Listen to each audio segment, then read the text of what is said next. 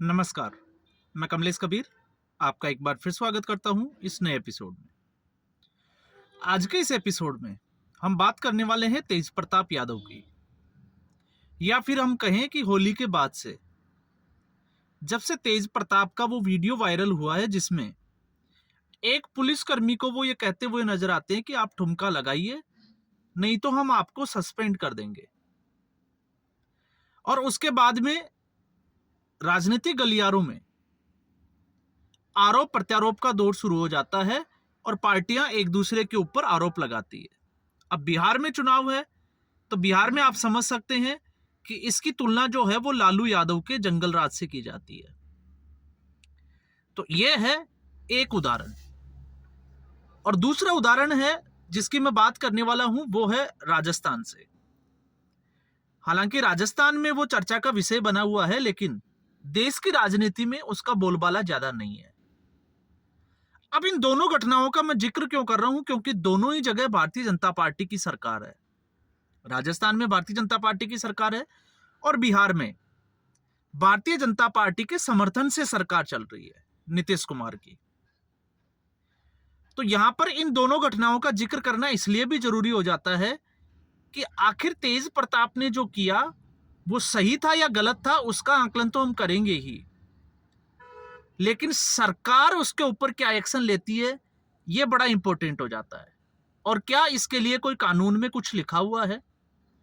तो इस पूरे वीडियो में हम चर्चा करने वाले हैं दोनों घटनाओं की। तो पहली घटना का हम जिक्र करते हैं, बिहार से शुरू करते हैं। क्योंकि बिहार में इस वक्त चुनावी माहौल है, सारी पार्टियां चुनावी मैदान में लगभग जो है वो उतर चुकी है। चुनाव में ज्यादा समय तो हम नहीं कह सकते, लेकिन 5 से 6 महीने का समय बचा हुआ है। और इसमें एक आरजेडी लालू प्रसाद यादव का कुनबा है और दूसरा नीतीश कुमार, दोनों आमने सामने हैं, एक एनडीए और दूसरे महागठबंधन से। अब आप बिहार की जब हम बात करते हैं प्रोग्रेस की, लगातार जो है वो आरोप आपको सुनने को मिलते होंगे कि बिहार में विकास जो है वो धीरे हो रहा है या विकास ना के बराबर है। तमाम तरह की खबरें आती है। और बिहार जो है वो इतना पिछड़ा हुआ क्यों है? तो आप जब इस स्थिति की तुलना करते हैं तो फिर आपको समझना पड़ेगा लालू प्रसाद यादव। लालू प्रसाद यादव जब राजनीति में आए थे तो वो एक कच्चे घर में रहते थे, और बच्चे कितने हैं वो तो आप सबको पता ही है। और आज लालू प्रसाद कहां या रहते हैं वो आप सभी को पता है। लेकिन लालू प्रसाद के अगर हम राजनीतिक वारिस के तौर पे देखें तो तेजस्वी यादव इस वक्त जो है वो आरजेडी को संभाले हुए हैं। लेकिन दूसरे बेटे तेज प्रताप यादव का क्या? तो तेज प्रताप यादव अपनी उल जुलूल हरकतों से जो है वो हमेशा सुर्खियों में रहते हैं। लेकिन आप सोच के देखिए बिहार की जनता का कि इसी नीतीश कुमार की पिछली जो सरकार जो आरजेडी के साथ गठबंधन में थी, उसमें तेज प्रताप यादव एक मंत्री था। और हमारे जिस देश में जिस तरीके से लोकतंत्र है, लोकतंत्र में मंत्री कैसा भी हो, ब्यूरोक्रेट्स को उसको जो है वो ताल ठोकनी ही पड़ती है, सलामी देनी पड़ती है, सैल्यूट करना ही पड़ता है। तो आप सोच के देखिए, जिसको एनवायरनमेंट तो बहुत दूर की बात है, जिसको कैखे का पता नहीं हो, वो एनवायरनमेंट और आप देखिए कि फॉरेस्ट मिनिस्ट्री जो है वो उसके पास है और वो बिहार को चला रहे हैं। फिर उसके बाद में कभी जो है वो तिलक लगाकर चट्टान पे जाके बैठ जाते हैं, कभी भांग पीकर जो है वो किस तरीके का नाटक और तमाम तरीके की। तो मुझे लगता है कि ये जो वीडियो वायरल हुआ है उसके ऊपर इतना शोर शराबा नहीं होना चाहिए, क्योंकि तेज प्रताप यादव राजनीति के लिए तो है ही नहीं। वो राजनीति के लिए नहीं, आप देखिए, आप उसके पर्सनल लाइफ को देखिए। आप जब से वो राजनीति में आए हैं, अब ये एक मजबूरी हो सकती है नीतीश कुमार की, उस वक्त की सरकार की, कि आरजेडी गठबंधन में थी। लेकिन उस मजबूरी का मतलब यह नहीं होता। आपने तेजस्वी यादव, आरोप लगते हैं 9वीं फेल है। मैं हमेशा कहता हूं कि जरूरी नहीं है कि शासक जो है वो आपका पढ़ा लिखा हो, और जो पढ़ा लिखा हो वो अच्छा शासक हो। और इसका बेस्ट एग्जाम्पल जो है वो है अरविंद केजरीवाल। अरविंद केजरीवाल जो अपने आप को एक आईटी मिनिस्टर बोलता था, आईटी मुख्यमंत्री, दिल्ली का जो बेड़ा गर्क मुख्य अरविंद केजरीवाल ने किया, ये देश के सामने एक बड़ा और जिसको कहें कि सिंपल सा उदाहरण है। तो इसलिए अच्छा शासक होने के लिए आपका पढ़ा लिखा होना जरूरी नहीं है। कुछ ऐसे आपके पास उदाहरण भी होंगे जो ज्यादा पढ़े लिखे नहीं है, लेकिन एक कुशल शासक के तौर पे उनका नाम जो है वो बड़े स्वर्णिम अक्षरों में लिया जाता है, और एक नहीं बहुत से उदाहरण मिल जाएंगे।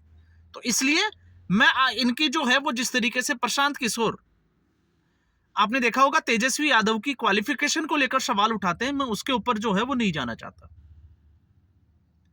लेकिन जो राजनीति के लिए परिपक्व नहीं है, एक जोकर का काम कर रहा है तेज प्रताप यादव, वो उसको अगर आप देखिए कि आप मिनिस्टर बनाते हो और फिर उसके सामने जो है वो सलाम करते हैं, तो फिर आप उससे उम्मीद क्या कर सकते हो। तो तेज प्रताप यादव ने तो वही किया कि मैं खुद जोकर हूं और मैं सबको जोकर समझता हूं, इसलिए मैं सबको नाच नचा रहा हूं। और आप पुलिस वाले की अगर आप कंपेयर करोगे देखोगे तो शायद मुझे लगता है जब क्वालिफिकेशन पे हम जाते हैं तो वो पुलिस वाला तेज प्रताप यादव से ज्यादा पढ़ा लिखा होगा, उससे ज्यादा नॉलेज रखता होगा, लेकिन फिर भी ठुमके लगवा रहा है।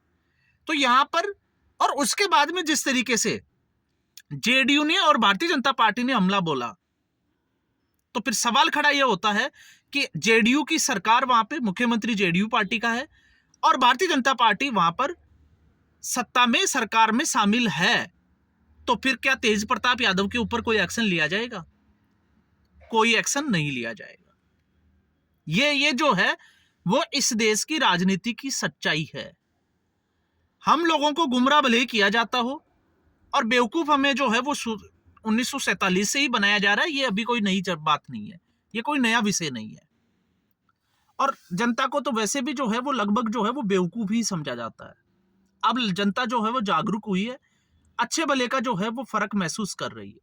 लेकिन सवाल फिर हमारा यही रह जाता है कि क्या भारतीय जनता पार्टी की समर्थित जो सरकार है, जो लालू प्रसाद यादव के ऊपर जंगल राज के आरोप लगाती है, क्या वो एक्शन लेगी?